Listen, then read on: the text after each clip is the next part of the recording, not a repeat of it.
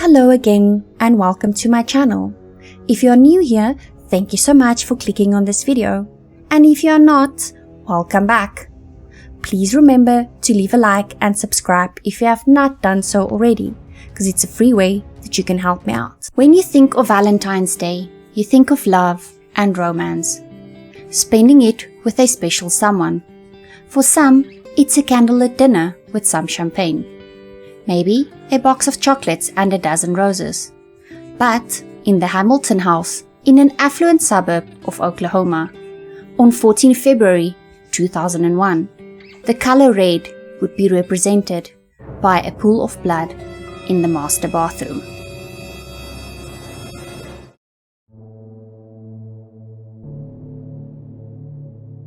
Susan Shibley was born on 5 January 1946 to her parents Camille and Louise in Sepulpa Creek County, Oklahoma.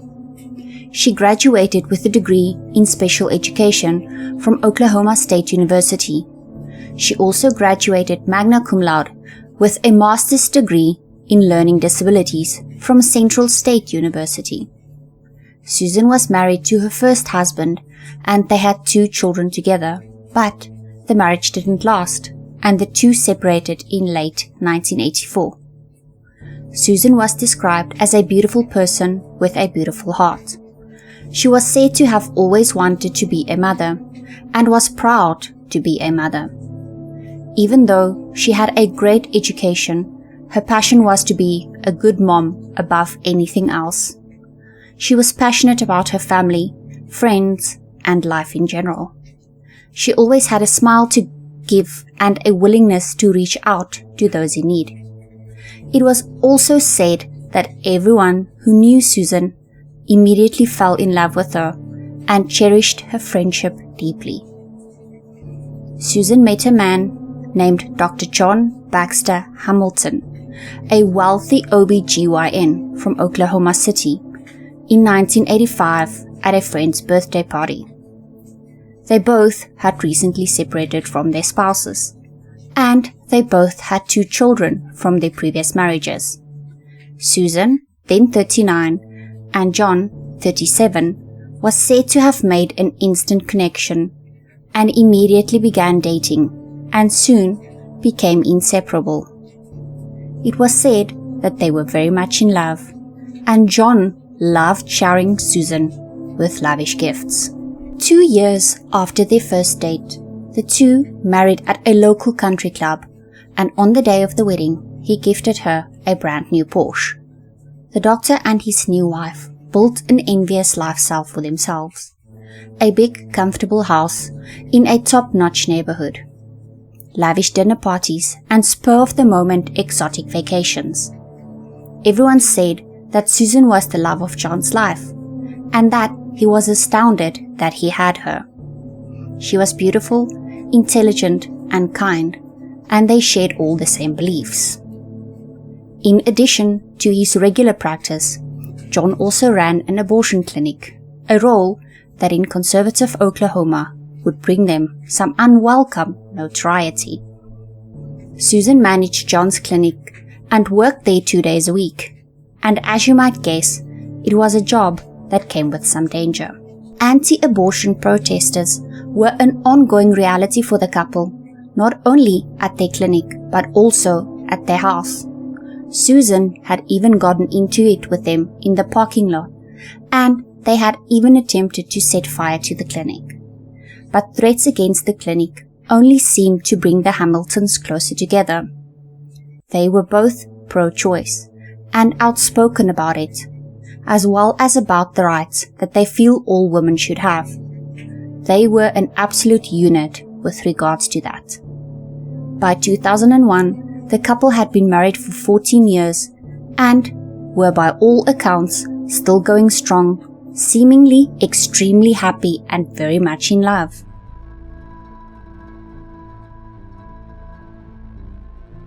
On Valentine's Day of 2001, John ordered an expensive arrangement of red orchids for his wife, and he got her a card, which is something they would exchange every Valentine's Day. John rushed home between 2 surgeries to surprise Susan and give her the card that he got her. Later, he came home again to pick up his date book, but he was horrified to find his wife lying on the bathroom floor, face down, naked, in a pool of blood. Susan had been strangled with 2 of his ties, and she had been hit over the head so badly that parts of her brain were exposed, and her face was barely recognizable. John says that he immediately started performing CPR on Susan, and then he frantically phoned 911. I think my wife is dead. Please hurry. Sorry, my wife's bleeding all over the place. Listen, I'm a doctor. I've been trying CPR. Please send somebody quick. Is she not breathing? No, she's not breathing. I don't get pulse. Please. By the time that emergency services arrived, they found John doing CPR compressions on Susan, but not in the correct way. He had one hand on her abdomen and the other on her chest, which is very weird since he's a doctor and should know how to do CPR, right? But when the EMS got to her, unfortunately, it was clear that she had passed away.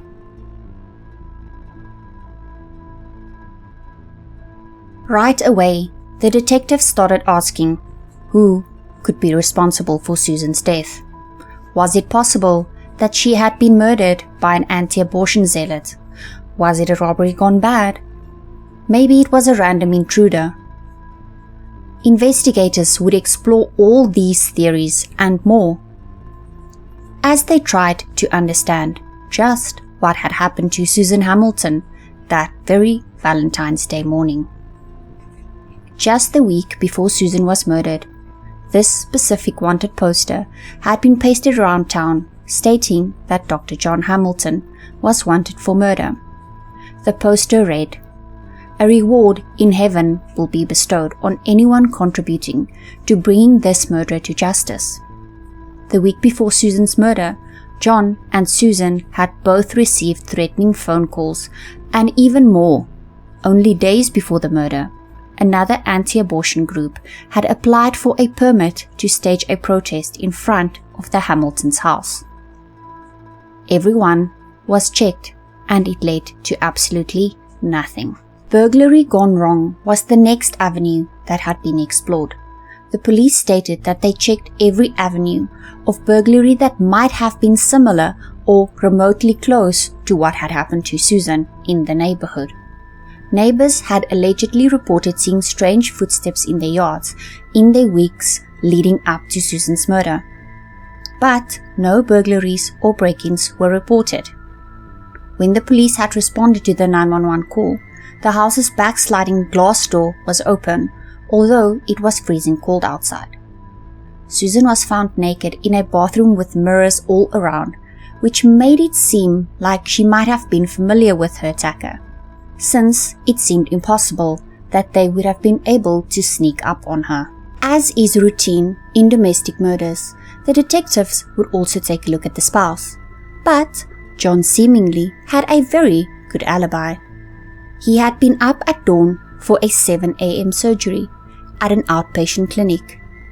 It was over by 8, and afterwards, John stopped by the hospital, where he had another procedure scheduled for later that morning. At around 8:30, he bumped into his former medical partner in the doctor's lounge, who said that he had been talking on the phone to what sounded like Susan, and that it sounded like a very light-hearted conversation. Afterward, he says he went back home to give Susan her Valentine's Day card. He was only at home for a few minutes because at 9 a.m. his pager went off. The hospital was calling him to get back for his second surgery, and by 9:30 he was seen scrubbing up for the surgery, which was a complicated removal of a tumor. The procedure came off without a hitch, and none of the doctors reported anything at all unusual in his behavior. By 10:45, he was on his way home again, which is when he says he discovered Susan on the bathroom floor. The timeline was extremely tight for the doctor to even be considered as a suspect. You'd have to believe that he committed the very violent murder and cleaned himself up and drove to the hospital in that narrow window between his 2 surgeries. Investigators, though, weren't ruling anything out. especially when they found a strange Valentine's Day card in John's Jaguar from Susan to him, and they were not sure what to make of Susan's handwritten message that read, "Obviously, I bought this before last Monday. I bought my cards 2 weeks ago, so they don't seem as appropriate now. I love you. Have a good day." What was that all about? John's card to Susan read, "I know this has been a difficult time for us. We are important, loving, caring people together. My life would be incomplete without you. I love you, John." But a neighbor and friend of Susan's was about to give the cops the tea. She said that Susan had confided in her that there had been some issues in their marriage, since she had noticed that John was getting a lot of calls on his cell phone and noticed that he would not answer them when she was in his presence. So she decided to do some digging of her own. When his phone bill came, she started looking at it and noticed that there had been phone calls between John and one specific number to the amount of about 60 plus calls in a matter of a few weeks. So she got even more suspicious of it and decided to confront John about it. But John had an explanation for his wife, saying that this was a patient that had been having serious psychological problems and had even threatened to take her own life. John stated that he was simply trying to counsel her and said that while he might have crossed the professional boundaries when he involved himself more personally with her, that there was definitely nothing romantic between the two of them, and that they were most certainly not having an affair. Susan also confided in her best friend, and Susan's friend told her that she believed John since they had such a great relationship, and that by the end of the conversation, Susan seemed calmer and said that she needed to think about it. As it turned out, this specific patient was actually an exotic dancer at a club. She stated that she first went to John for an abortion in the early 90s, but she also saw him at his gynecology office. She said that he would give her samples of medication she needed for depression when she didn't have the money to buy prescription drugs. She stated that she had also performed 2 table dances for him at the club that she danced at, which he paid for, but she denied having an affair of any type or any type of personal relationship with John, and said that after his wife found out about the phone calls, he even wrote her a letter on 8 February saying that he could not be her doctor anymore. On top of all that, John acted very, very bizarre at the scene. He was put in the back of a police car when they were busy investigating the scene. He was acting very upset, normal, and which was strange is that he was scraping his knuckles on the mesh screen divider in the police car and also banging his head into the screen. Now, if that's not weird, then I don't know what is. Investigators called this a rage crime and overkill. The scene was a bloody mess, and no weapon was found. And while there were scenarios to seriously consider, the crime scene wasn't telling them that some unknown person had entered and exited the house. This was a bloody crime, but there were no footprints leading out the house. Shouldn't the killer have left a trace? There were no footprints downstairs, and there were no footprints leading out the house in the back. By that afternoon, police had taken the doctor down to the station to take and process his clothes for evidence, and they placed him in an interview room. They kept him there for hours on end, watching and recording him on the surveillance cameras. When he was left alone in the room, he seemed to be checking out his shoulder area. Had he hurt himself? If he did, how did it happen? They also found fresh scratches on his hands and arms. That seemed to explain why he had been hitting his head and scratching his hands against the mesh screen. Was it perhaps to hide other scrape marks and injuries? All of John's behavior made police more suspicious of him by the minute. Still, there was the doctor's seemingly solid alibi. After all, he had a very busy morning, performing not just one, but 2 surgeries with only a brief stop at home in between, according to him. As the detectives looked more closely into the doctor's timeline of that morning, they saw a hole. Not a big one, but enough of one to give him a chance to have perhaps committed the murder.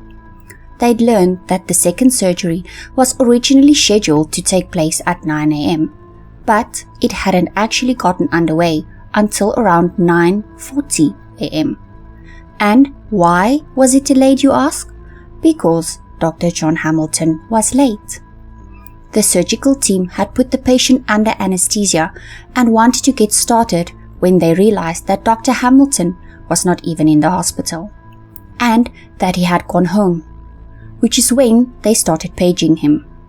To investigators, that delay opened up the doctor's window of opportunity by up to an hour, and late that Valentine's Day afternoon, they arrested John Hamilton on suspicion of the murder of his wife. He was jailed immediately and denied bail. Leave the door open. I feel like I'm in a cage. I'm sorry, but...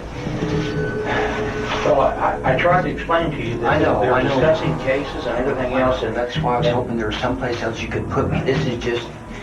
I'm sorry, I am so distraught. I want to talk to somebody. I just can't. I'll go nuts sitting here. Well, that's the whole purpose of you being here, okay?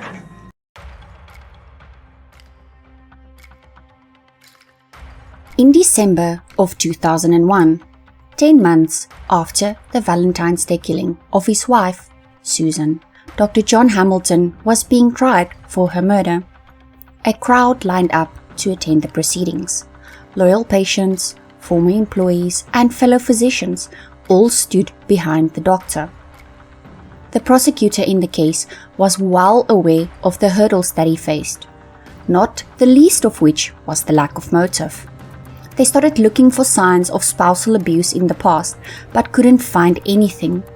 Until that Valentine's Day morning, there was no known anger issues, no histories of John flipping out. Everyone who knew the couple was saying the same thing. It just didn't make sense for the very mild-mannered doctor to have killed his wife. Even Susan's 2 children were standing behind their stepfather. To the prosecutor, the Valentine's Day card that Susan gave him lit his fuse for the violence that followed. The prosecutor told the jury that he envisioned the murder this way. The doctor came back mid-morning after his first surgery, trying to patch things up with his wife.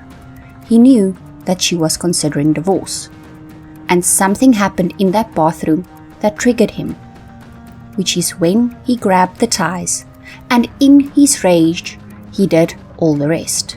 According to the prosecution's version, now the doctor had to cover up his frenzy by going back to perform his second surgery as though nothing had happened. If John went home to fetch his notebook, he had to have left the house by 9:20 to make it back to the hospital by 9:30 when he was seen scrubbing up for surgery. Susan, as it turned out, should also have left by 9:20 because she had a 9:30 meeting at a friend's house that was around 10 minutes away. But when she was discovered, she was still naked and her hair was still wet, which meant that if John Hamilton didn't do it, you'd have to believe that whoever did arrived right as he was leaving, or had been waiting inside the whole time to attack Susan. The prosecutor also pointed out a wet rag that was left in a pool of blood by Susan's head, which looked like someone started to try and clean up the scene, but that they abandoned it. It looked like the blood had been moved around, which is what prosecution stated must have been John starting clean up before the hospital paged him. Prosecution also stated that if this was in fact a break-in, why had nothing been stolen? A few days after Susan was murdered, a friend was going through her clothing, looking for something for Susan to be buried in, when she came upon something concealed in Susan's underwear drawer. It was Susan's good jewelry hidden inside her underwear. which was very peculiar. She was definitely not someone that hid her jewelry in her underwear. The prosecution stated that John had wanted the police to believe the crime had started as a robbery and that they took his wife's jewelry, so he hid it before 911 arrived, fully intending to get it out of the house sometime later. But he never had the chance to do just that, since he had been arrested. And finally, there was the story as told by the blood analysis. The medical examiner determined that Susan had been strangled with 2 neckties, but that was not what had caused her death.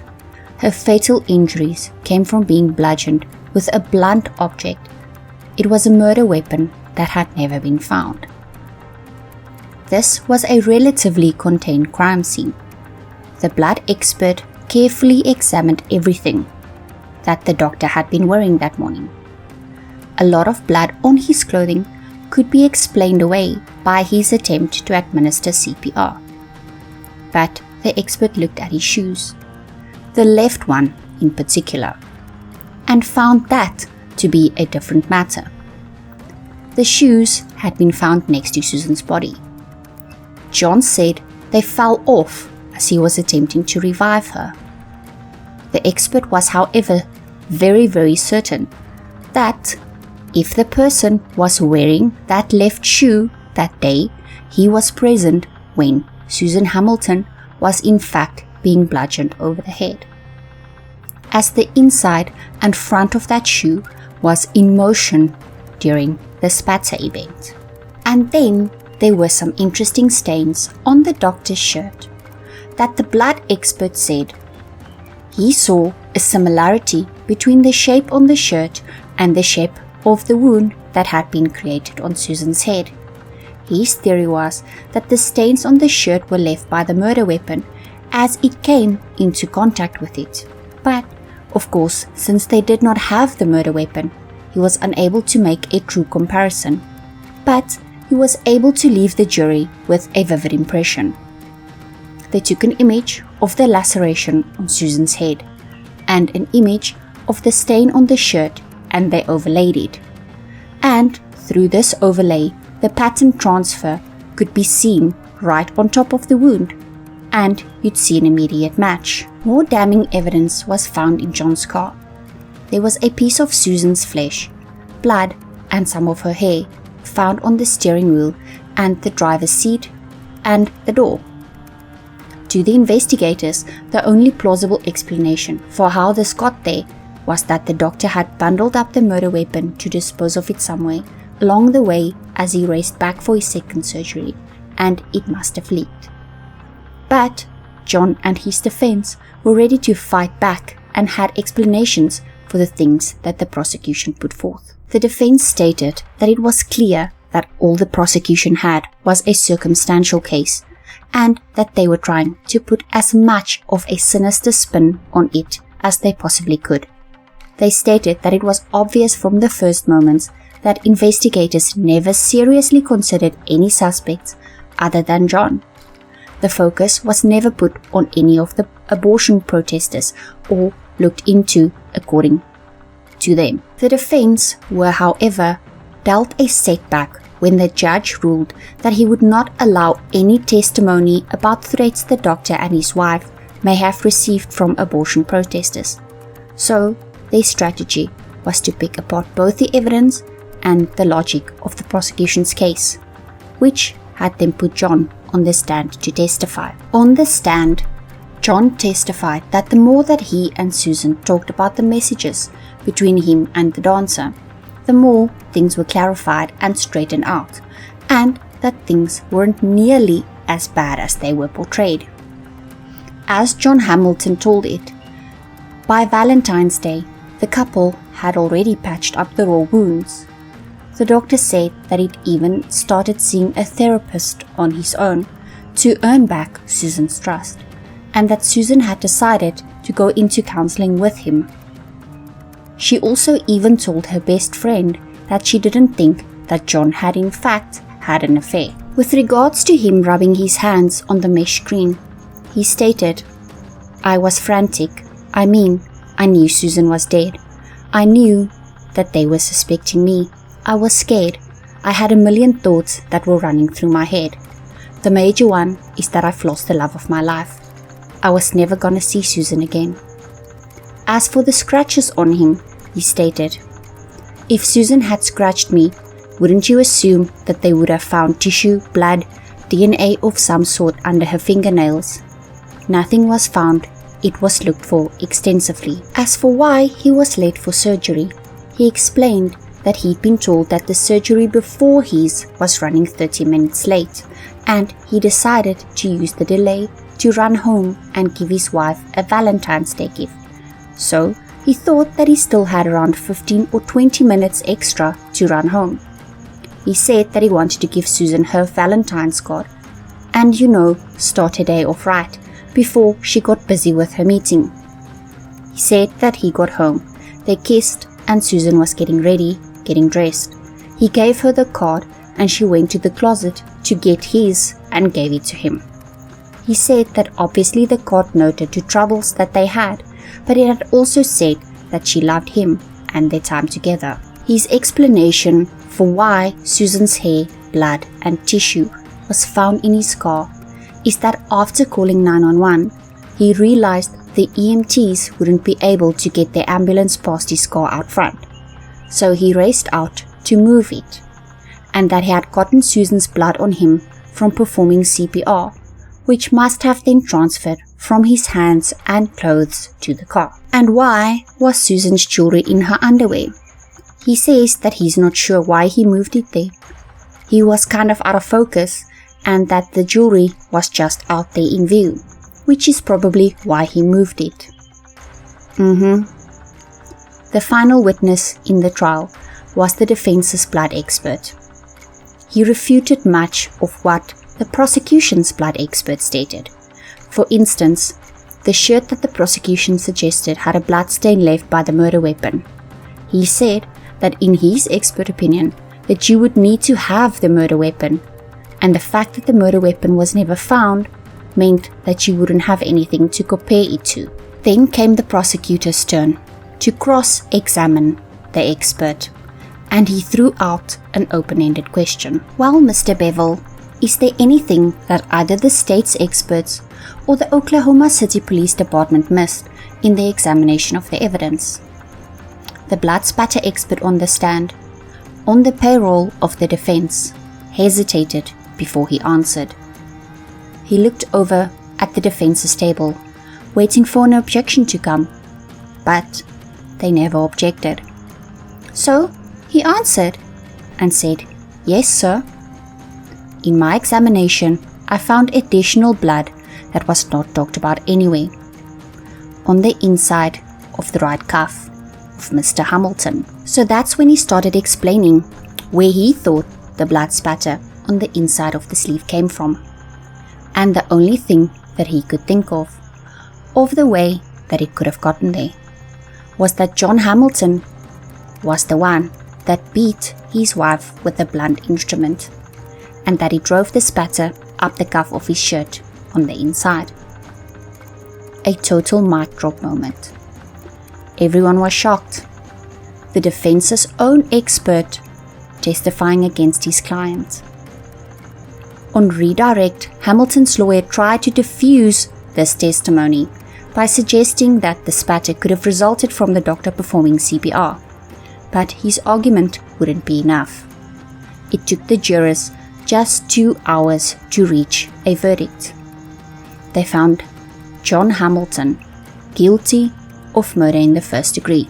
2 weeks later, he would be sentenced to life in prison without the possibility of parole, and the judge added that a majority of the jurors said to him that they were very disappointed that they didn't have the sentence of death as an option. And he said that John should consider himself very, very lucky. But John was not ready to give up the fight just yet. He hired a new attorney, and they appealed his sentence. One of their arguments were that the defense's blood expert had lied to the defense about what his testimony would be about, or defense counsel took a risk that should never have been taken. The expert denied lying about his testimony, and the courts didn't buy the defense's argument either. The appeals made their way all the way up to the US Supreme Court, but they ultimately failed. John to this day maintains his innocence, stating in one interview, "I'm telling the truth. If I was the guy they think I am, then what do I have to lose by telling the truth? I don't have anything to lose. If I really did it, if it would clear my conscience, but I didn't do it. I didn't kill Susan." For Susan's family and friends, the case is closed. But nothing will ever bring back the mother, daughter, sister, and friend that they all loved. And instead of hating Valentine's Day, they celebrate the love that Susan gave them all. So that is where we will end the case for today. I would love to hear your thoughts, your theories, and your opinions down below. Do you think that John did it? Or do you think there's another possibility?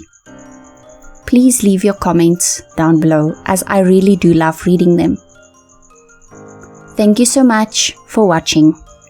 I really do appreciate your support so very much. Until next time, stay safe out there, take care of yourself, and take care of each other. Bye!